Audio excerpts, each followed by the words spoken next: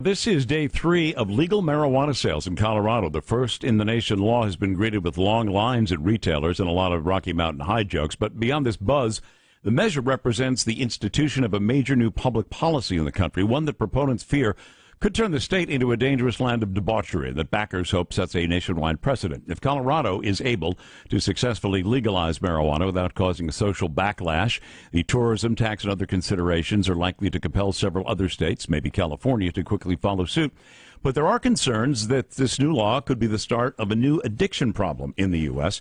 Joining us now to talk about that is addiction expert Robb Kelly. Welcome. Good morning, sir. How are you this morning? Doing very well.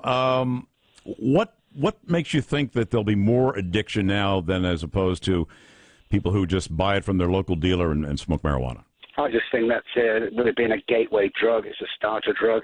Research has shown that. I think, legalizing it. I don't know what Colorado is thinking of doing this, but I think all eyes on Colorado.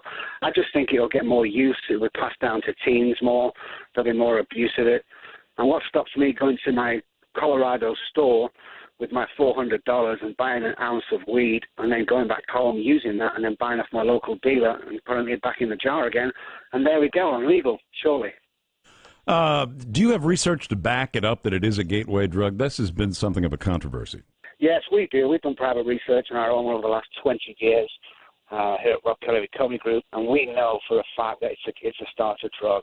When people come in here with hardcore heroin problems, I always ask them one question: what drug did you start on? And every single one of them said marijuana. Surely the proof is in the pudding there. And the other thing is you can be driving under the influence of marijuana, and at the moment it's harder to detect than alcohol. Yes, it is, and also it stays in the system longer. Alcohol is about 72 hours. Marijuana can stay in your system to up to 2 weeks. So should you get stopped by the police, how are they going to determine whether you've just smoked marijuana and you're unfit to drive or it's in your system from 3 days ago? I'm not too sure how they're going to police that. It'll be interesting to watch that as well.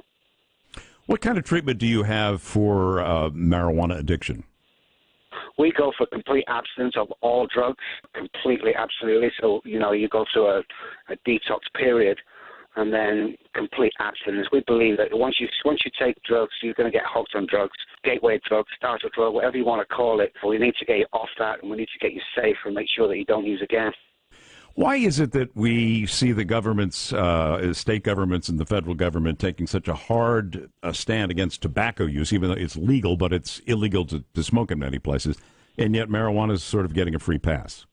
Well, that was one of my questions to you. I don't know what's going on in America. What are we thinking of? Come on. We spent so much time trying to ban cigarette smoke from public places, and now we're going to bring marijuana to make it legal. I don't understand that. I don't know what the thinking plan is behind that. I'd be intrigued to know myself. All right, Robb Kelly, an addiction expert. He's following the story in Colorado closely, as are we in California, because we are one of the states, along with Oregon, that could be next.